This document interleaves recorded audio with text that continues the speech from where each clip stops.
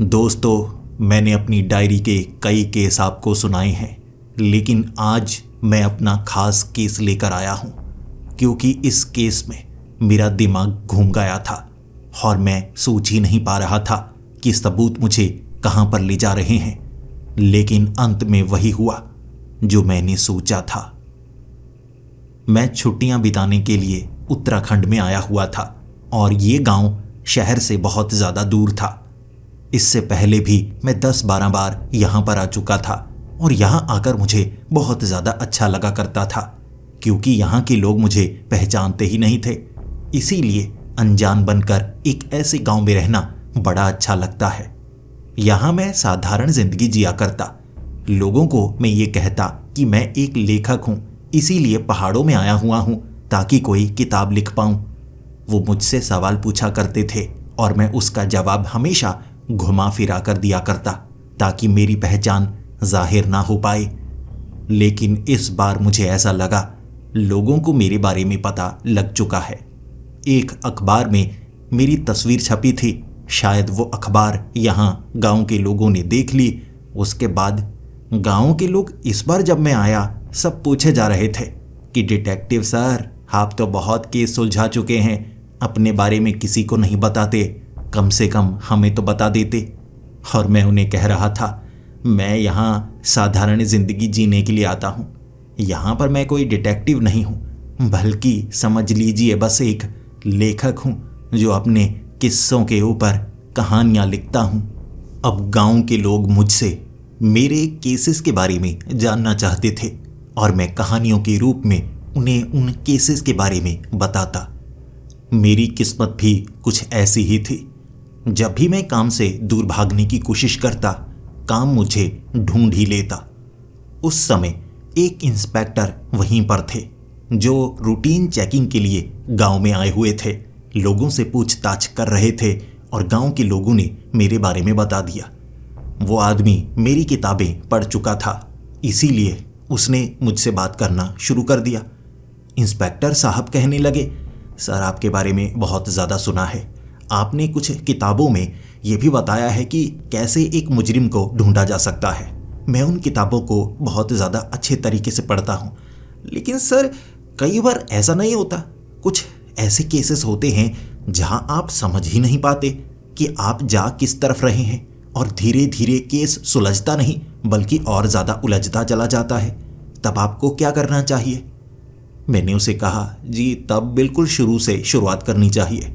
कई बार हम ज़्यादा सोचने लगते हैं और कुछ ऐसे गवाह और सबूत होते हैं जिनकी ज़रूरत होती ही नहीं। केस बहुत ज़्यादा आसान होता है, हमारी आंखों के सामने होता है, लेकिन हम समझ नहीं पाते। फिर इंस्पेक्टर कहने लगे, सर एक ऐसा ही केस है जो गले की हड्डी बना हुआ है। हमारे पुलिस स्टेशन में बार बार उसी केस से जुड़ी कई घटनाओं की जानकारी हमें मिलती तो रहती है, लेकिन हम उस केस में आगे बढ़ ही नहीं पा रहे हैं। ऐसा लग रहा है कि कुछ लोग जो गायब हुए हैं, या तो उसे आसमान निकल गया है या ज़मीन खा चुकी है। कहाँ गए वो लोग समझ ही नहीं आता। मैंने उसके बाद इंस्पेक्टर को कहा, ऐसा करते हैं, वैसे भी कल पास के शहर में मैं आने वाला था, सुबह सुबह मैं पुलिस स्टेशन ज़रूर आऊँगा। वैसे भी काम से ज़्यादा दूर रहा नहीं जा सकता, मैं बोर हो रहा था, थोड़ा देख लूँगा, हो सकता है उसमें मैं आपकी मदद कर पाऊँ। इंस्पेक्टर बहुत ज़्यादा खुश थे और अगले दिन जब मैं पुलिस स्टेशन पहुँचा, सारी फाइल्स एक तरफ लगा दी गई थी, क्योंकि मैं उन फाइल्स को देखने वाला था और उन्हें बता सकता था कि इस केस में क्या किया जा सकता है। जैसे ही मैंने वो फाइल खोली, 3 दिन पहले यहाँ से एक आदमी गायब हुआ है, बिल्कुल पहले की तरह। पिछले कई सालों से यहाँ पर लोग गायब हो रहे हैं और जो गायब होता है वो कहाँ चला जाता है किसी को नहीं पता। उन्हें ढूंढने की जितनी भी कोशिश की जाए, उनके बारे में कुछ भी पता नहीं लगाया जा पाता। उसके बाद मैंने इंस्पेक्टर को कहा, ये तो 3 दिन पहले ही गायब हुआ है, ढूंढने की कोशिश तो की होगी, तो कहाँ से गायब हुआ है वो? उन्होंने बताया, घर से। घर में सारा का सारा सामान वैसा का वैसा पड़ा है। उस आदमी की बीवी ने बताया कि रात को वो इकट्ठे सोए थे, लेकिन सुबह उसका पति पता नहीं कहाँ चला गया। मैंने कहा तो ऐसा करते हैं, मैं उस घर में थोड़ा देख लेता हूँ किस चीज़ पर मेरी नज़र पड़ती है, और उसके बाद पुराने केसेस की जानकारी भी आप दीजिएगा। मैं आपसे सवाल पूछता रहूँगा, क्या पहले केसेस में ऐसा हुआ है, आप बताते जाना। ऐसा करते हैं, आज पूरा दिन मैं इस केस पर लगा देता हूँ। वैसे भी मुझे इस केस में काफ़ी इंटरेस्ट हो रहा है। फिर मैं इंस्पेक्टर के साथ उस आदमी के घर आया था। उसका घर अच्छे से मैं देख रहा। मैंने उस औरत से पूछा, वो बाहर गए थे या बेडरूम में ही थे? उस औरत ने कहा, जी वो बेडरूम में ही थे, और कमाल की बात तो यह है कि अगर वो घर से बाहर जाते तो चिटिकनी खोलते, जबकि जब मैंने सुबह दरवाज़ा खोला तो अंदर से बंद था। अंदर पता नहीं वो कहाँ चले गए, खिड़की तोड़कर चले गए या फिर बाहर गए भी तो चिटिकनी अंदर से कैसे लगाई उन्होंने, समझ में नहीं आ रहा कहाँ हैं वो। मैं घर को अच्छी तरह से देखता जा रहा। उसके बाद एक एक चीज़ को मैं हाथ लगा रहा और इंस्पेक्टर से पूछ रहा, क्या आपको कोई समानता नज़र आती है? तो इंस्पेक्टर ने कहा, जी नहीं सर, कोई समानता नहीं, समझ में ही नहीं आता कि ये जो लोग गायब हो रहे हैं इन्हें गायब कौन कर रहा है, और जो पहले वाले केसेस भी हैं वो इसी तरह अजीब हैं। ऐसी जगह से लोग गायब हुए हैं जहां बहुत ज़्यादा भीड़ थी, सीसीटीवी कैमरास लगे हुए थे, वहां से लोग गायब हो गए। समझ ही नहीं आता क्या चल रहा है। आपने सुपर नेचुरल केसेस सॉल्व किए हैं ना, यहाँ भी कुछ सुपर नेचुरल ही लगता है सर। मैंने अच्छे से घर को देखा और मेरी नज़र टेबल पर पड़ी एक घड़ी पर पड़ी। ये क्या, ये घड़ी काफ़ी पुरानी सी लगती है और साथ में बिल भी है। ये एक दिन पहले वाला बिल है। तो मैंने उस औरत से पूछा कि ये घड़ी उन्होंने यहाँ क्यों रखी थी? तो वो औरत कहने लगी, जी इस घड़ी की रिपेयर करवा के शाम के वक्त ही वो आए थे, तो इस घड़ी के बारे में कह रहे थे कि सस्ते में ही ठीक हो गई। शायद कुछ परेशानी आने लगी थी रात के वक्त, तो उन्होंने बिल निकाल कर रखा था कि इस घड़ी को दोबारा दिखाना होगा, लेकिन रात के वक्त ये हो गया। जिसके बाद मैंने इंस्पेक्टर की तरफ इशारा किया, ये घड़ी का कोई चक्कर हो सकता है। मुझे इसमें कोई खास दम नज़र नहीं आ रहा था, लेकिन जब इंस्पेक्टर ने कहा, अरे घड़ी, बड़ी कमाल की बात है, इससे पहले वाला जो केस आया था उसमें भी कुछ ऐसा ही हुआ था। घड़ी की रिपेयर करवाने के लिए वो आदमी गया था, फिर वापस आया और उसने भी अपने बेटे को यही कहा था कि घड़ी में थोड़ी परेशानी है, दोबारा रिपेयर करवानी होगी, और फिर रात के वक्त ऐसी ही घटना हुई, वो गायब हो गया। मैंने इंस्पेक्टर को देखा और कहा, एक भी समानता मिले ना तो उस पर काम करना चाहिए। ये घड़ी रिपेयर कहाँ से करवाई गई है? मैंने बिल उठाया, उस पर एक नाम था।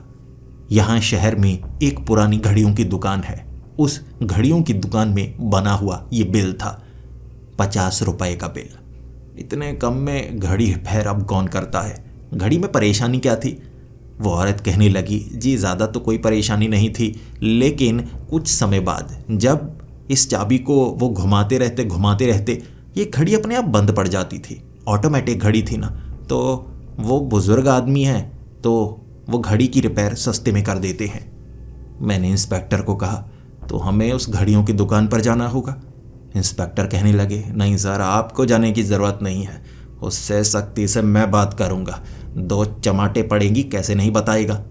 मैंने कहा, जी समझने की कोशिश कीजिए, सिर्फ शक है, और शक भी बहुत कम वाला।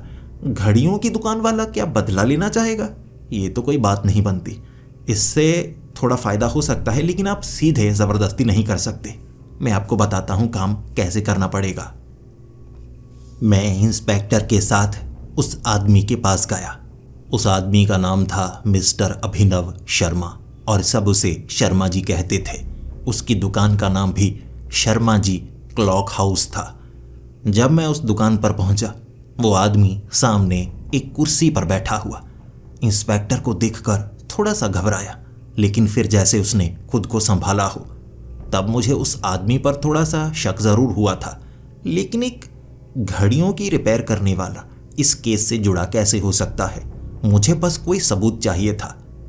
जब मैं उस आदमी से बात करने लगा, मैं जानना चाहता था कि उस आदमी ने घड़ी रिपेयर क्यों करवाई थी। मैं उसके मुंह से सुनना चाहता था, और उसने बताया कि चाबी सही से काम नहीं कर रही थी, ऑटोमेटिक घड़ी थी।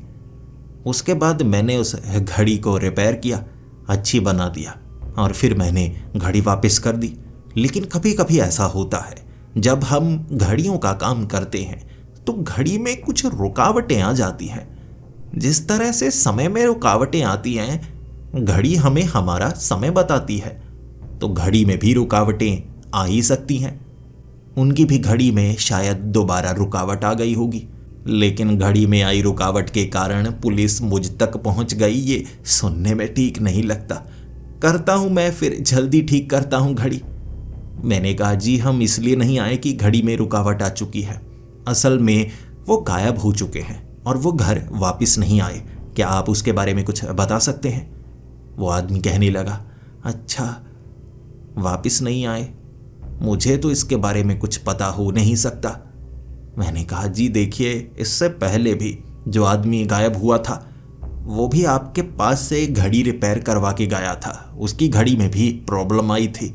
2 केसेस हैं जिसमें लोग मिसिंग हैं और उसमें एक घड़ी बिल्कुल एक समान है, वो है आपकी दुकान का बिल। 2 लोग घर से गायब हुए हैं, दोनों के बेड के पास आपकी दुकान का घड़ी ठीक करने का बिल पड़ा था।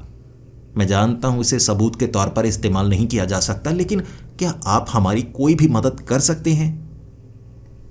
तब उस आदमी ने बड़ा अजीब सा जवाब दिया था।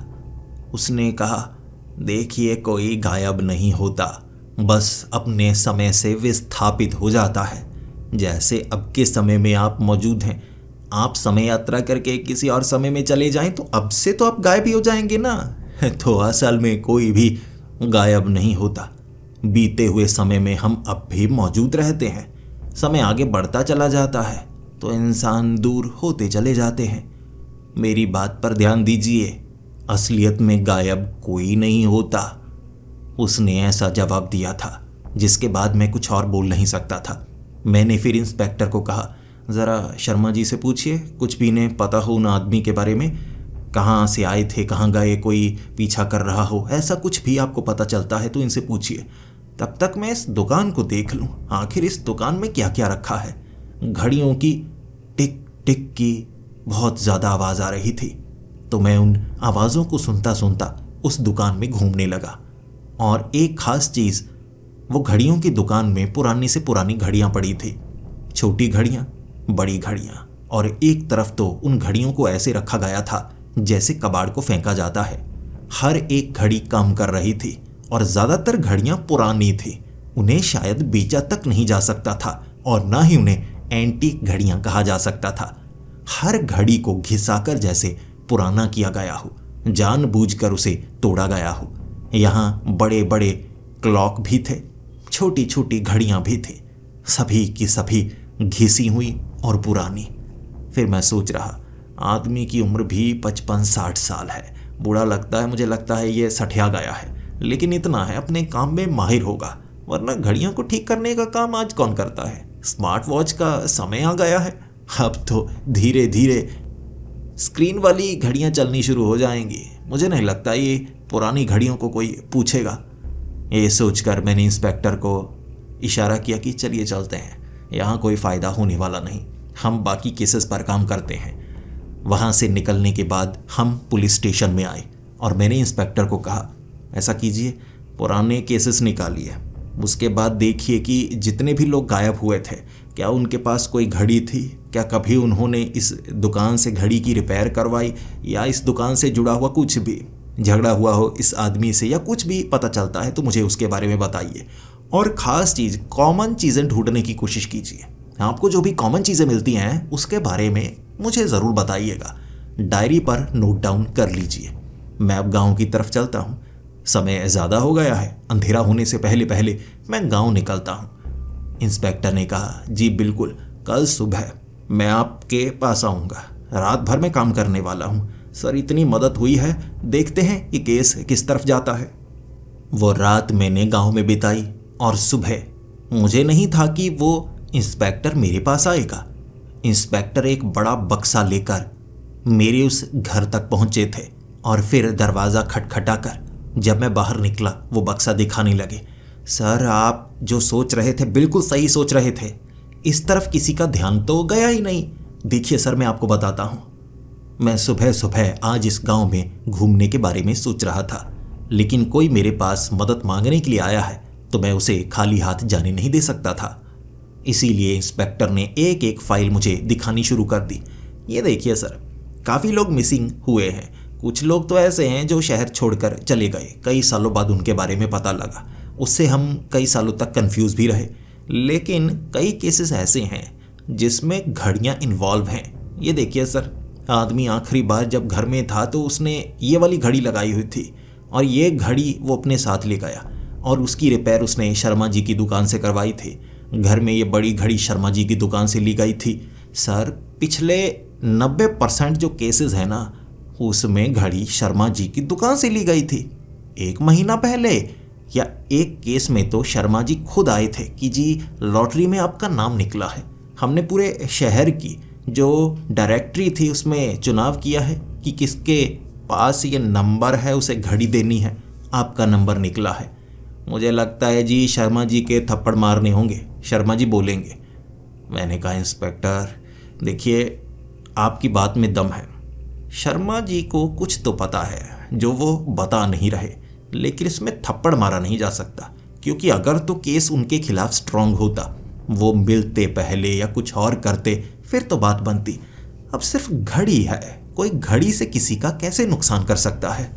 वो खुद घर छोड़कर गए हैं या वो गायब हुए हैं, हमें ये पता लगाना होगा। अब ये बताइए, इससे पहले भी क्या लोग ऐसे गायब हुए हैं? कब से ऐसा होना शुरू हुआ है? इंस्पेक्टर कहने लगे कि ये 10 सालों से हो रहा है। 10 सालों से बहुत ज़्यादा ऐसे केस आए जिसमें लोग गायब हुए और अजीब तरीके से। अब सब पे घड़ी ज़रूर इन्वॉल्व है, इस पर तो हमारा ध्यान गया ही नहीं। फिर इंस्पेक्टर ने एक और केस बताया। सर, क्या इसके बारे में आप देखना चाहते हैं? केस अजीब है, अब क्या ही बताऊं मैं, लेकिन उसमें भी लोग गायब हुए थे, लेकिन ज़्यादा संख्या में गायब हुए थे सर। मैंने कहा ज़्यादा संख्या में कैसे, दिखाना ज़रा। फिर इंस्पेक्टर मुझे दिखाने लगे। सर, यहाँ पर एक इंजन के साथ एक डिब्बा था। रेलगाड़ी की पटरियाँ इस शहर के पास पड़ती थी, पहले इस्तेमाल होती थी लेकिन अब तो होती ही नहीं। यहाँ लगभग 30 साल पहले रेलगाड़ी चला करती थी। तब एक इंजन और एक डिब्बा जो कि यहाँ से निकले थे आगे शहर तक पहुँचे नहीं, गायब हो गए सर। डिब्बे में कुल 30 लोग थे, 30 के 30 लोग गायब हो गए, किसी को नहीं मिले, किसी को नहीं पता कि वो कहाँ गए। मैंने इंस्पेक्टर को कहा बड़ी अजीब बात है, पूरा का पूरा इंजन गायब हो गया, पूरा का पूरा डिब्बा गायब हो गया और अब ये लोग गायब हो रहे हैं। हो सकता है इसमें कोई रिश्ता हो, तो पता लगाइए, यहाँ कोई नाम उनसे जुड़ा हुआ है। जिसके बाद इंस्पेक्टर गांव में ही थे और ये ढूंढने में लग गए और दोपहर तक मैं घूमता रहा। दोपहर को वो भागे भागे मेरे पास आए और कहने लगे, सर इस बार आप मानेंगे, शर्मा जी के थप्पड़ मारने होंगे सर, मानना पड़ेगा। मैंने कहा इंस्पेक्टर पहले बताइए बात क्या पता लगी है। इंस्पेक्टर मुझे दिखाने लगे। सर, वो जो 30 लोग गायब हुए थे ना, आपको पता है वो जो इंजन था वो चला कौन रहा था? मैंने कहा चला कौन रहा था? क्या शर्मा जी? इंस्पेक्टर कहने लगे बिल्कुल सर, शर्मा जी घड़ियों की दुकान 20 सालों से चला रहे हैं और उससे पहले क्या काम किया करते थे? वो एक लोको पायलट थे सर, वो ट्रेन को चलाया करते थे, सरकारी कर्मचारी थे। और जब ये घटना घटी तो उस इंजन को वो चला रहे थे, लेकिन उन्हें किसी ने धक्का मारकर गिरा दिया। कोई होगा जो उस ट्रेन को आगे लेकर चला गया, जिसके बाद सबको लग रहा था कि वो खुद छलांग लगा चुके हैं, कुछ हुआ उनके साथ। और उस समय वहाँ गवाह बहुत सारे थे, यानी सबको लग रहा था किसी ने धक्का देकर उन्हें गिरा दिया। वो उस इंजन के पीछे पीछे ज़रूर भागे थे, लेकिन उसके बाद वो इंजन डिब्बा कहाँ गया किसी को नहीं पता। शर्मा जी से पूछताछ तो हुई थी, लेकिन गवाह बहुत ज़्यादा थे कि ये तो किसी ने धकेल कर इन्हें गिरा दिया था। सर, वहाँ भी लोग गायब हुए, शर्मा जी का नाम इन्वॉल्व था, हमें पहले पता ही नहीं था। यहाँ भी शर्मा जी का नाम इन्वॉल्व है। सर, मैं कहता हूँ थप्पड़ मारने से फ़ायदा होगा। मैंने कहा इंस्पेक्टर देखिए, थप्पड़ मारने से फ़ायदा नहीं होगा, लेकिन शक की निगाह से अब हमें शर्मा जी को देखना ज़रूर चाहिए। लेकिन मैं कहता हूँ अभी हम जल्दबाजी नहीं करेंगे, देखते हैं और सबूत इकट्ठा होते हैं या नहीं। केस को पहले पक्का करना होगा। किसी मासूम इंसान पर मैं नहीं चाहता कि आप हाथ उठाएं, और आप थप्पड़ थोड़ा संभाल कर मारा करें, इससे केस खराब हो जाता है। वक्त शाम का हो चुका था और मैंने इंस्पेक्टर को कहा, तो ऐसा कीजिए, पहले ये बताइए कि वो जो ट्रेन गायब हुई थी ना, वो कहाँ पर गायब हुई थी? पटरियाँ कहाँ पर पड़ी हुई हैं, मुझे वहाँ तक ले जा सकते हैं ताकि मैं समझने की कोशिश करूँ। रूट वैसे भी मैप में दिखा सकते हैं, लेकिन मैं उस जगह जाना चाहूँगा जहाँ सबसे ज़्यादा शक है कि वहाँ से ट्रेन गायब हुई थी। इंस्पेक्टर साहब मुझे वहाँ तक लेकर गए। उन्होंने वो जगह दिखाई जो कि जंगल में थी, और उसके बाद एक अजीब बात भी कही, सर देखिए अब अंधेरा होने वाला है, ये जगह थोड़ी सुरक्षित नहीं है। लोग कहते हैं यहाँ से बड़ी अजीबोगरीब आवाज़ें आती हैं, इसीलिए लोग रात के वक्त यहाँ रुकते नहीं। वो देखिए सर, पुराना गांव है वहाँ पर, कहते हैं वहाँ पहले लोग रहा करते थे, लेकिन उसके बाद भूतिया घटनाएं हुई कि लोगों ने पूरे के पूरे गांव को छोड़ दिया। फिर मैंने इंस्पेक्टर की तरफ देखा। आप इसके बारे में मुझे पहले भी बता सकते थे कि यहाँ कोई पैरानॉर्मल एक्टिविटीज़ भी होती हैं। उन्होंने कहा, सर भूतों पर कौन यकीन करता है, रात के वक्त जानवर होंगे ना, मैं इन पर यकीन नहीं करता। तो बताता क्या? आप सर शहर में रहने वाले, आप केस सुलझाते हैं, सच का पता लगाते हैं, ये भूतों वूतों के चक्कर में आप तो पड़ते ही नहीं होंगे। उनकी बात सुनकर मैं थोड़ा सा मुस्कुराया था और उन्हें यही कहा था, तो ऐसा कीजिए सर, आप निकलिए, मैं थोड़ा तलाशी ले लूँ। सबूत इकट्ठा करने हैं और तार्किक सबूत इकट्ठा करूँगा। ऐसी वैसी बातों पर आपको पता है ना मैं यकीन नहीं करता। तो इंस्पेक्टर वहाँ से चले गए। वो पटरियाँ जंगल में पड़ी हुई थी, पहले यहाँ से कभी ट्रेन गुजरा करती थी, तो मैं आगे बढ़ता चला गया। बड़े कमाल की बात, पहले तो यहाँ ना धुआं था ना धुंध थी, अब मुझे धुआं धुंध दोनों नजर आने लगे और आसमान पूरी तरह से काला लग रहा था।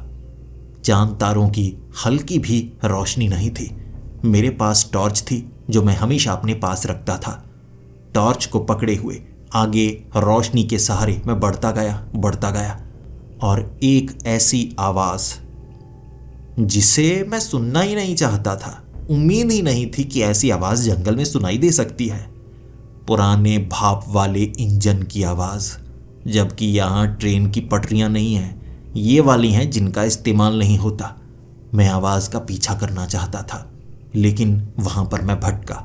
2-3 घंटे ढूंढता रहा कि वो आवाज़ कहाँ से आई, लेकिन मुझे उसके बारे में पता नहीं चला।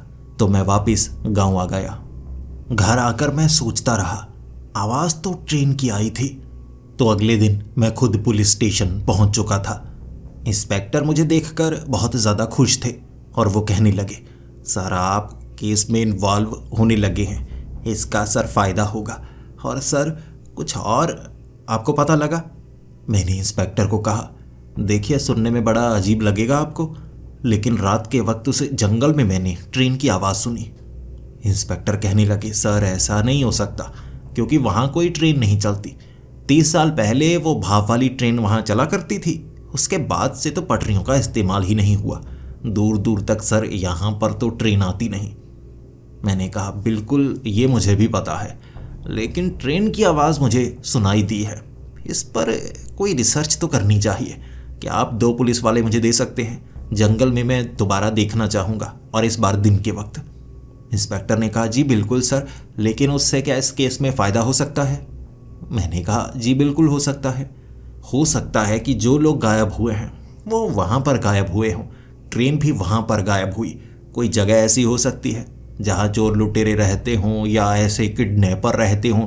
मैं बस वहाँ एक बार चेक करना चाहता हूँ। इंस्पेक्टर मान गए। 2 पुलिस वाले मेरे साथ थे। हम वहाँ पर ढूंढने लगे और उस पुराने गांव तक पहुँचे। पुलिस वाले कह रहे थे, सर देखिए अंधेरा होने से पहले पहले हमें इस गांव से निकलना है। सर मेरे रिश्तेदार इस गांव में रहा करते थे और उन्होंने बताया है रात को यहाँ पर माहौल बड़ा खौफनाक हो जाता है। कुछ लोग ऐसे नज़र आते हैं जो जिंदा ही नहीं हैं, जो गायब हो चुके हैं, अब बहुत साल पहले गायब हो चुके हैं, अब भी नज़र आते हैं सर। लेकिन भूत यानी सामने सामने से गायब हो जाते हैं, दीवारों के अंदर चले जाते हैं। रात को ऐसा दिखता है। और कई बार गांव में ऐसा हुआ जिसके बाद गांव के लोग गांव को छोड़ गए। सोचिए, एक दो घरों में नहीं हुआ, पूरा का पूरा गांव खाली हो गया सर। इसीलिए जो करना है दिन के वक्त करना है सर। फिर उस जगह मैं घूमने लगा। 30 साल पहले घटी घटना की जानकारी मैं अब तो नहीं जान सकता था, लेकिन एक खास जगह जहां पटरियां पड़ी हुई उस गांव से 1 किलोमीटर की दूरी पर, वहां पर पेड़ बड़े ही अजीब थे। एक ऐसी जगह है जहां सारे के सारे पेड़ सूखे हुए और ऐसा लग रहा ये पुराने पेड़ हों, और उन पेड़ों की जो टहनियाँ थी, लकड़ी थी, वो प्लास्टिक जैसी बनी हुई, घुन तक नहीं लगा। वरना अगर पेड़ सूख जाएं तो घुन लग जाता है और कुदरत उसे अपनी गोद में सुला देती है। फिर सृष्टि में दोबारा रचना होती है, नए पौधे उगते हैं, नया जीवन निकलता है। लेकिन ये पेड़ तो बहुत ज़्यादा पुराने लग रहे हैं, बहुत बड़े बड़े पेड़। पुलिस वालों से पूछा तो पुलिस वाले कह रहे थे उन्हें इसके बारे में कोई जानकारी नहीं, इस तरफ कोई आता ही नहीं तो कोई जानेगा कैसे। मैं अब पुलिस स्टेशन में कई फाइल्स को एक साथ देखने में लग गया था, जिसके बाद मैं कड़ियों को जोड़ना चाहता था और इंस्पेक्टर भी मेरे साथ काम करने लगे थे। फिर हमने एक ऐसी कड़ी ढूंढ निकाली जो बड़ी अजीबोगरीब थी। जितने भी लोग गायब हुए हैं 90% उनके माँ बाप उस समय उस ट्रेन में थे। जो ट्रेन में 30 लोग गायब हुए हैं ना, उनके बेटे बेटियां या रिश्तेदार, ज़्यादातर लोग बाद में जो गायब हुए ये वही थे। यानी उनका रिश्ता उस ट्रेन से ज़रूर है। तो मैंने इंस्पेक्टर को कहा, अब तो बहुत ज़्यादा कड़ियाँ शर्मा जी से जुड़ रही हैं, सीधे सीधे उनसे जाकर सवाल करने होंगे।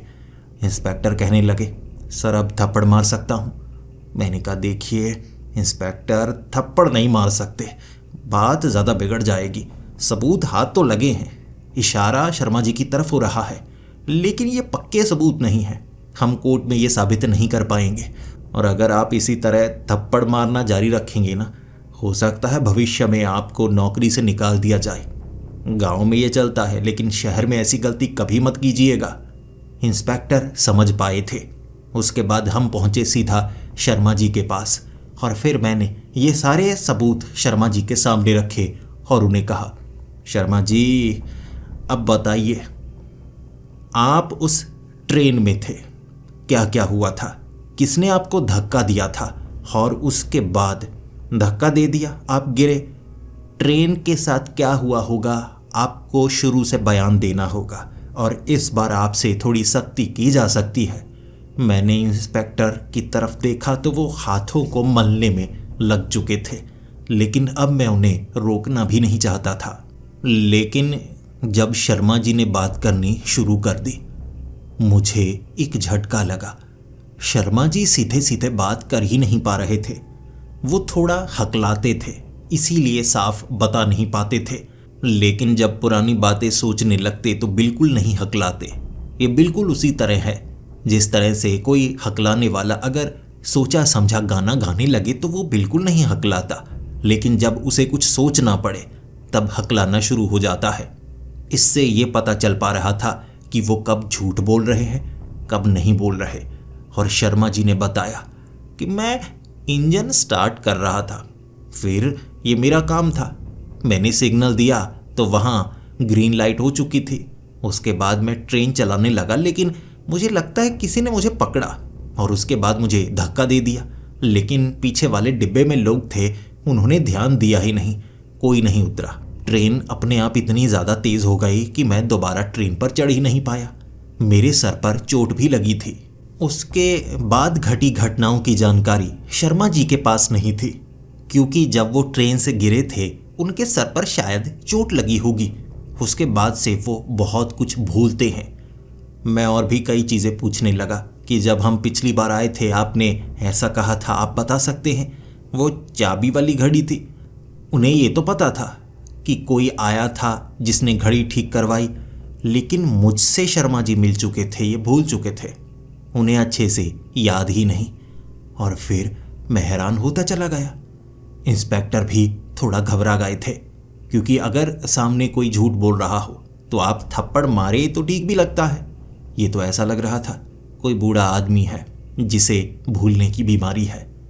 फिर मुझे लगा अगर भूलने की बीमारी है तो केस बहुत ज़्यादा उलझ सकता है, लेकिन उसके बावजूद इनका शरीर इतना तगड़ा नहीं कि ये किसी को गायब कर पाएं या उठाएं कहीं ले जाएं, और ये ज़्यादातर दुकान पर रहते हैं। उनकी बीवी ने बताया कि वो ज़्यादा लोगों से मिलते जुलते नहीं, घर नहीं आते और दुकान पर ही कभी कभी सो जाते हैं, लेकिन कभी कभी उन्हें डरावने सपने आते हैं और वो सपनों को जब याद करते हैं तो कांपने लगते हैं, उनके मुंह से झाग निकलने लगती है और वो बहुत ज़्यादा डर जाते हैं। फिर मैंने शर्मा जी से बात की। शर्मा जी देखिए, क्या मैं दुकान को अच्छी तरह से देख सकता हूँ, इसकी तलाशी ले सकता हूँ? तो शर्मा जी ने कहा, जी नहीं, देखिए सामान मैंने बहुत अच्छे से टिका कर रखा है और मैं नहीं चाहता आप सामान को हिलाएं। देखिए घड़ियों की दुकान है ये, यहाँ पर आपको लगता है मैंने लोगों को उठाया है और यहाँ कहीं छिपा कर रखा है? मैंने कहा, नहीं शर्मा जी, लेकिन एक बात मेरी मानेंगे आप घर गए बहुत दिन हो गए हैं, क्या आप घर जा सकते हैं? आपकी बीवी से बात की थी हमने। शर्मा जी कहने लगे, जी बिल्कुल, वैसे घड़ियों में दिमाग लगाने की कोशिश करता रहता हूँ मैं, समय में खोना मुझे बहुत ज़्यादा पसंद है, लेकिन चलिए आपकी बात मान ही लेते हैं। इंस्पेक्टर मुझसे पूछ रहे थे, ऐसे लोगों का भला करने से कोई फ़ायदा नहीं, मुझे लगता है इसने क्राइम किए हैं और उसके बाद सदमा लगा तो ये भूलने लगा। उन लोगों को मारने की कोशिश की होगी इसने, यकीनन इसने इंजन से छलांग लगा दी, फिर वो ट्रेन पटरियों से उतर गई। एक्सीडेंट हुआ होगा सर, एक्सीडेंट, बहुत लोग मरे होंगे, 30 के 30 मर गए। फिर मैंने सवाल पूछा इंस्पेक्टर से, चलिए मान लेता हूँ कि इन्होंने जानबूझकर एक्सीडेंट करने की कोशिश की, डिब्बा कहाँ है, इंजन कहाँ है और इतनी बड़ी चीज़ गायब कहाँ हो गई, बताइए? इसका जवाब इंस्पेक्टर के पास नहीं था। फिर वो कहने लगे, लेकिन फिर घर चले जाएं, आपको ऐसा कहने की क्या ज़रूरत थी? मैंने कहा, इंस्पेक्टर, हम वहाँ तलाशी लेना चाहते हैं और तलाशी तब ली जा सकती है जब वो वहाँ पर मौजूद ना हो। देखिए कभी कभी कानून का पालन करने के लिए कानून को तोड़ना पड़ता है। वहाँ तलाशी लेने के लिए वारंट तो मिलेगा नहीं क्योंकि सबूत पक्का नहीं है, लेकिन एक बार घुसकर तलाशी लेना चाहता हूँ। अब बताइए कुछ ऐसा जो अजीब है, थप्पड़ मारना पसंद करते हैं, चोरी छिपे घुसना पसंद करेंगे? इंस्पेक्टर मुस्कुराने लगे और फिर कहने लगे, जी कुछ नया सीखने को मिल रहा है, बिल्कुल आपका साथ देंगे। मैं और इंस्पेक्टर साधारण कपड़ों में एक खिड़की को खोलकर रात के वक्त घड़ियों की उस दुकान के अंदर थे। हमने एक एक करके उन घड़ियों को देखना शुरू कर दिया। मुझे लग रहा था कहीं उसने कुछ छिपाकर तो नहीं रखा, ऐसा कुछ जो हमारे काम का हो, पुराने पेपर्स, कुछ सबूत, कुछ भी ऐसा जिससे काम बने, क्योंकि मुझे शर्मा जी पर शक था। लेकिन इतना मन भी कह रहा, क्या ही सबूत मिलेगा, कुछ समझ में नहीं आ रहा था। लेकिन जब एक बड़ी घड़ी को हटाया तब तहखाने का दरवाज़ा नजर आया। जब हम तहखाने में गए, वहाँ एक पूरा का पूरा इंजन बनाया गया था, ट्रेन का इंजन। लेकिन वो ट्रेन का इंजन असली नहीं था, बल्कि घड़ियों से बनाया गया था। बड़ा अजीबोगरीब, छोटी छोटी बड़ी बड़ी कई घड़ियों को जोड़कर एक पुराना भाप वाला इंजन बनाया गया, उसका आकार बनाया गया। उसके सिवा वहां पर कुछ भी मौजूद नहीं था। जिसके बाद इंस्पेक्टर कहने लगे, सर ये ऐसी ही ट्रेन में था, जब कूदा था वो ट्रेन गायब हुई। इसे पता है सर, इसे पता है, उससे ही उगलवाना होगा। अगर वो सब कुछ सच बताएगा तो केस आसान हो जाएगा, वरना सबूतों की तलाश में हम भटकते रहेंगे। मैं कहता हूँ उससे थोड़ी सख्ती करते हैं। सर वो नाटक कर रहा है, पहले भी नाटक करके उसने याददाश्त भूलने का दिखावा किया और बच निकला। उसके बाद लोगों के साथ क्या हुआ इसे पता है। सर इससे पूछना तो चाहिए हमें। उसके बाद मैं उस दुकान से बाहर निकला और इंस्पेक्टर के साथ शर्मा जी के घर पहुंचा। मुझे दिखकर शर्मा जी बहुत ज़्यादा हैरान थे, लेकिन उसके बाद उन्होंने जैसे अपनी उत्सुकता को संभाला और मैं सीधे सीधे पूछताछ करने लगा, लेकिन इंस्पेक्टर संभल नहीं रहे थे। थप्पड़ मारने की उनकी ख्वाहिश वो पूरी कर बैठे थे और जैसे ही शर्मा जी के थप्पड़ पड़ा, उन्हें जैसे कोई फर्क पड़ा ही ना हो। वो उठे, कुर्सी पर बैठे और फिर कहने लगे, पता है मुझे शक तो मुझ पर होगा, लेकिन मैं मदद करूं तो कैसे करूं? कुछ भी समझ में नहीं आता। सब कुछ हिस्सों में पता है मुझे, हिस्सों में। जिंदगी कैसे जीनी है, सांस कैसे लेनी है, मुझे हिस्सों में पता है सर। समय ऐसा ही है, अगर हम अपने समय के हिस्सों को काटे ना, हमें कड़ी नहीं लगेगी, ऐसा लगेगा सब कुछ आधा आधा है। उसकी बातें समझ से बाहर थी। फिर मैंने कहा, आपको जो पता है आप बता सकते हैं, और दुकान के नीचे वो इंजन को आपने क्यों बनाया है, आपको बताना होगा। फिर उन्होंने बताना शुरू किया, लेकिन वो कोई काम की जानकारी नहीं थी। उन्होंने कहा, मैं पहले भी बता चुका हूं, जिस पर कोई यकीन नहीं करता, और मैंने डॉक्टर को दिखाया तो डॉक्टर ने कहा था ऐसा हो नहीं सकता, इसीलिए उस बात को मैं किसी को नहीं बताता। मैं जब ट्रेन पर था ना सर, मैंने खुद को देखा था, खुद को, जैसे मेरा हमशक्ल हो। उसने मुझे धक्का दिया था, लेकिन कोई हमशक्ल बिल्कुल मेरे जैसा कैसे दिख सकता है? ये देखिए मेरे सर पर चोट लगी है, उसके सर पर भी चोट लगी थी, बिल्कुल मेरे जैसा। धक्का दे दिया उसने, मैंने पीछे मुड़कर देखा था। उसके बाद वो चोट जो मैंने उसके माथे पर देखी थी सर, वो नीचे गिरने के बाद मेरे सर पर लगी थी। ये कैसे हो सकता है? मैंने बताया, लेकिन कोई बात मान ही नहीं रहा था। सबने मुझे पागल कहा और ऐसी ऐसी अजीब चीज़ें मुझे याद रहने लगी जो बाद में घटी सर। अब आप यकीन करेंगे या नहीं मुझे नहीं पता, लेकिन आपकी पैंट की दाईं जेब में एक घड़ी है जो आपने मेरी दुकान से उठाई है। आपको शायद लगा उसमें कुछ होगा। देखिए सर, चेक करिए, आपने उठाई है ना? मैंने जेब में सच में एक घड़ी रखी थी, क्योंकि मुझे लग रहा था वो घड़ी सबसे अलग है और उसमें कुछ लिखा था जिसे माइक्रोस्कोप से मैं देखना चाहता था, लेकिन उसे कैसे पता? मैं हैरान। इंस्पेक्टर कहने लगे, कैमरे लगे हैं सर, दुकान पर कैमरे लगे हैं, यह हमें पागल बनाने की कोशिश कर रहा है। उसके बाद शर्मा जी कहने लगे, सर आपकी ऊपर वाली जेब में 250 रुपये है ना सर? वही 250 रुपये जो आपके बेटे ने रखे हैं। अब वो नहीं बता सकता आपके बेटे के किस चीज़ के पैसे जो आपने वापस लिए हैं। शर्मा जी हैरान हो गए और शर्मा जी उसे पीटना चाहते थे। मैंने कहा, शर्मा जी मुझे कुछ गड़बड़ लग रही है। अब मैं आपको बता दूं, हर बार केस नॉर्मल नहीं होते, कभी कभी सुपर नेचुरल होते हैं, और मुझे शक है यहाँ भी केस सुपर नेचुरल है। उसके बाद शर्मा जी से मैं बात करने लगा, आपको क्या क्या पता है, क्या आप बता सकते हैं? मैं शर्मा जी से सवाल करने लगा, शर्मा जी बताइए, जब आप ट्रेन से गिरे उसके बाद से क्या आपको ऐसे ही फ्यूचर दिखता है? शर्मा जी कहने लगे, मुझे फ्यूचर नहीं दिखता, मुझे इतिहास दिखता है। ये सब घटनाएं और आगे जो होंगी मुझे पहले से पता है, मुझे नहीं पता, जैसे सपनों के जरिए। उसके बाद वो बताने लगे छुटमुट कई घटनाएं। मैं उनसे पूछ रहा था, जो लोग गायब हो रहे हैं, जो आपकी दुकान पर आते हैं, घड़ी ठीक करवाते हैं। उन्होंने कहा, मुझे नहीं पता, मुझे सपने आते हैं, मुझे पहले से पता होता है क्या होने वाला है। कभी कभी मैं बदलने की कोशिश करता हूँ, कभी कभी रोकने की कोशिश करता हूँ कि कोई मेरे पास आने वाला है, मैं उसके घर चला जाऊँ गिफ्ट देने के बहाने, लेकिन कोई खास फायदा नहीं होता। लेकिन अगर मैं किसी को बताऊंगा तो मुसीबत में पड़ूंगा, इसीलिए इससे मैं दूर रहना चाहता था। लेकिन मुझे इतना पता है, जो गायब होते हैं मुझे उसके सपने आते हैं, पहले से, बहुत पहले से वो सपने हैं, बहुत सालों बाद। अब होने वाली घटनाओं को मैं 30 साल पहले देख चुका हूँ, यकीन कीजिए, मैं कैसे बताऊँ? उसके बाद मुझे इस पर यकीन हो रहा था और मैंने इंस्पेक्टर को कहा, तो शर्मा जी को लेकर मुझे इतने में शर्मा जी बोल पड़े, वो पुराने गांव जाना होगा, हम गांव में जाएंगे, वहाँ देखेंगे और वहाँ सच का पता लगेगा। जब हम एक साथ जाएंगे तो। शर्मा जी ने मेरी बात पूरी कर दी थी, जिसके बाद इंस्पेक्टर को मैंने इशारा किया तो हम तीनों को जाना होगा।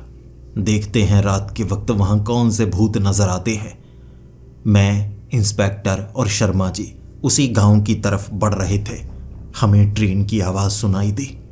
उस आवाज़ के बारे में मैंने इंस्पेक्टर से पूछा तो उनकी हालत पहले से पतली थी।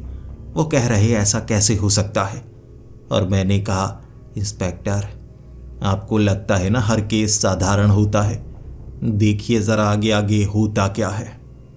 जब हम उस गांव में पहुंचे थे वहां पर हमें लोग नजर आए। ऐसे लोग थे वो जो भूत की तरह दीवारों के आर पार जा सकते थे। हम उन्हें देख रहे, वो हमें देख नहीं पा रहे। हम उन्हें देख सकते थे, हम उन्हें छू नहीं सकते थे, हम उनके आर पार चले जाते। मैंने शर्मा जी से पूछा, इसके बारे में आप कुछ जानते हैं? शर्मा जी कहने लगे, ये वही लोग हैं जो 30 साल पहले गायब हुए थे। ये उनके भूत हैं या वो फंस चुके हैं मुझे नहीं पता, लेकिन मुझे इतना पता है जिसने मुझे धक्का दिया था वो बिल्कुल मेरे जैसा था। उसके बाद शर्मा जी भागने लगे और चीखने लगे, मैं खत्म कर दूंगा, मैं सब कुछ खत्म कर दूंगा। वो आगे आगे भागने में लगे थे और मैं उनके पीछे पीछे। इंस्पेक्टर थोड़ा डर चुके थे, लेकिन शर्मा जी इतनी तेज भाग रहे कि उन्होंने जो घड़ी पहनी हुई थी ना, वो उनकी कलाई से निकलकर नीचे गिर गई। मैंने भागते भागते उस घड़ी को उठाया और जैसे ही उस घड़ी को मैंने हाथ लगाया, मुझे पटरियां चमकती हुई दिखने लगी थी। उसके बाद सामने वाली वो ट्रेन, ऐसा लग रहा था जैसे समय में छेद करके परत के पार मैं ट्रेन को देख रहा हूं। आप किसी भौतिक चीज को एक समय में देख सकते हैं, लेकिन मैं कुछ ऐसा देख रहा था जो बहुत पहले से वहीं पर मौजूद हो और आगे भी रहेगा। कोई स्थायी चीज, वो ट्रेन और उसमें बैठे कई लोग। बिल्कुल वैसे दिखने वाले भूत हमें उन घरों में नजर आए थे। शर्मा जी भागे जा रहे और मैं शर्मा जी के फटते हुए कपड़े देख रहा था, उतरती हुई चमड़ी देख रहा था। उनकी बूढ़ी चमड़ी उतर रही थी जैसे वो जवान हो रहे हों। उम्र में पीछे जा रहे थे वो, चीख रहे पागलों की तरह, मैं ये रोक दूंगा, मैं ये रोक दूंगा। और भागते भागते वो ट्रेन पर चढ़े। और तब मुझे बिल्कुल शर्मा जी जैसा कोई जवान नजर आया, जैसे वो दृश्य हो बहुत समय पहले जब शर्मा जी को किसी ने धक्का दिया था, जब वो ट्रेन के लोको पायलट थे। उसी तरह भागते हुए शर्मा जी ट्रेन पर चढ़े और उस ट्रेन पर जो था उसे धक्का दे दिया और उसके बाद ट्रेन को आगे की तरफ चलाने लगे। ट्रेन की रफ्तार इतनी तेज, इतनी जल्दी हो चुकी थी कि ट्रेन वहां से निकलने लगी और मैं भागकर ट्रेन पर चढ़ चुका था। मुझे ऐसा लग रहा था ये कोई टाइम लूप है जो बहुत बुरी तरह से काम कर रहा है, लेकिन कैसे? घड़ी के कारण। जो घड़ी मेरे पास थी, शायद इस घड़ी के कारण यह समय यात्रा हो रही थी। मुझे वो ट्रेन बड़ी तेजी से आगे बढ़ती हुई दिख रही और मैं एक ही समय पर अपना बचपन, अपनी जवानी और अपना बुढ़ापा देख पा रहा था। ये जैसे कॉस्मिक एंटेंगलमेंट थी। फिर मैंने शर्मा जी को पकड़ा। ये क्या कर रहे हैं शर्मा जी? वो कहने लगे, वो घड़ियों की ट्रेन जो मैंने बाद में बनाई, उसी का इस्तेमाल करके मैं पीछे गया। कह सकते हैं मेरे शरीर के कई हिस्से हुए, इंसानी तौर पर हिस्से नहीं, मेरी रूह के कई हिस्से। मेरी कुछ यादें भविष्य में भेजी गईं, मेरी कुछ यादें अतीत में भेजी गईं और भविष्य में बनाई मशीन से इतिहास में समय यात्रा हुई। आपको वो घड़ियों वाली ट्रेन को तोड़ना होगा, उसे तोड़ना होगा, तभी सब कुछ ठीक होगा। ये काम आप ही करेंगे, मैंने देखा है। वो ट्रेन समय में आगे बढ़ने लगी थी तो उन्होंने मुझे धक्का दे दिया मैं ट्रेन से नीचे गिरा और उसके बाद मैं जंगल में ही था। इंस्पेक्टर मेरे सामने, उन्होंने मेरी छाती पर पैर रख दिया क्योंकि वो भाग रहे थे। फिर वो कहने लगे, आप इस तरफ कैसे? अरे डिटेक्टिव, आप तो पीछे थे ना गांव में, बड़ी अजीब घटनाएं हो रही थी वहां। मैंने कहा, चलिए शर्मा जी की दुकान पर जाना है। हम उसके बाद शर्मा जी की घड़ियों की दुकान पर पहुंचे। उसके बाद हम पहुंचे बेसमेंट में। वहां खड़ा होकर मैं सोच रहा था, क्या इस इंजन को जो घड़ियों से बना है तोड़ने से कुछ हो सकता है? जैसा उन्होंने कहा, अगर मैंने वैसा किया, क्या इससे सब कुछ ठीक हो जाएगा या इससे सब कुछ उलझ भी सकता है और उसके बाद जो लोग गायब हो चुके हैं उनका भी कुछ ना हो, बल्कि शर्मा जी भी गायब हो जाएं? मुझे क्या करना चाहिए? इंस्पेक्टर कह रहे थे, आप इसे तोड़ना क्यों चाहते हैं? मैंने कहा, क्योंकि शर्मा जी ने कहा है। उन्होंने कहा, तो शर्मा जी जो कहेंगे वो गलत कहेंगे ना, वो तो चाहेंगे सब कुछ बर्बाद हो जाए। आपको इसे नहीं तोड़ना चाहिए। मैं उस इंजन को देखता रहा और मुझे उसमें कुछ तो कमी नजर आ रही थी। एक छेद, बड़ा अजीब सा छेद। ऐसा लग रहा जैसे इस इंजन को वो पूरा कर ही नहीं पाए हों, क्योंकि उन्हें भूलने की आदत थी। जो घड़ी मैंने पहनी थी ना, बिल्कुल उसके जैसी जगह थी उस इंजन में। मैंने कलाई की घड़ी को जब उतारा, उस जगह पर लगाया, वो इंजन चमकने लगा। ऐसा लग रहा था घड़ियां जुड़ रही हों और एक आकार बना रही हों। धीरे धीरे घड़ियां जुड़ती गई और वो जो इंजन था ना, वो चलने लगा था। जमीन खिसकने लगी थी और फिर शर्मा जी की आवाज उसके अंदर से, तोड़ दो इसे, अब ये इंजन पूरा हो चुका है, तोड़ दो इसे, तुमने ही बनाया है, यहीं से शुरुआत हुई इतिहास की उन घटनाओं की, खत्म कर दो इसे। मैंने वहां पड़े उस हथौड़े से उस इंजन को तोड़ना शुरू कर दिया। वो इंजन बड़ी तेजी से टूट रहा था। घड़ियां बिखर चुकी थी और एक धमाका हुआ, ऐसा धमाका जिसने मेरी आंखें चुंधिया कर रख दी। मैं बेहोश हो चुका था। जब मेरी आंख खुली, मैं गांव के अपने उसी घर में था। जब मैं घर से बाहर निकला, अरे मैं यहां कैसे पहुंचा? गांव के कई लोगों से मैं बात कर रहा था और वो कह रहे, आपको लगता है कोई सदमा लगा है? मैंने पूछा उनसे, यहां इंस्पेक्टर नहीं आए थे? वो मानने को तैयार नहीं। जिसके बाद मैं शहर गया, पुलिस स्टेशन में। वहां मैं इंस्पेक्टर से मिल रहा, उन्हें कुछ याद ही नहीं था। और सबसे अजीब बात, शर्मा जी की दुकान मौजूद है। शर्मा जी घड़ियों की दुकान चलाते ही नहीं, वो तो किताबों की दुकान चलाते हैं। सब कुछ बदल चुका था, लोग गायब हुए ही नहीं। 30 साल पहले कोई इंजन गायब नहीं हुआ। वो घटनाएं इतिहास से ही गायब हो चुकी थी, कुछ भी नहीं हुआ। बल्कि इंस्पेक्टर तो कह रहे, आप डिटेक्टिव हैं, देखने में लगते तो नहीं, आप तो लेखक लगते हैं। पीछे खड़ा गांव वाला भी कहने लगा, लेखक ही हैं ये, पता नहीं यहां आकर डिटेक्टिव डिटेक्टिव क्यों करे जा रहे हैं। मैं मुस्कुराया और कहने लगा, मैं तो बस मजाक कर रहा था। एक नई कहानी लिख रहा हूं जिसमें समय यात्रा है, बस उसी के लिए कह सकते हैं किरदार ढूंढना चाहता था। तो इंस्पेक्टर, आप मुझे अच्छे लगे, आपका किरदार भी मैं उस कहानी में जरूर रखूंगा।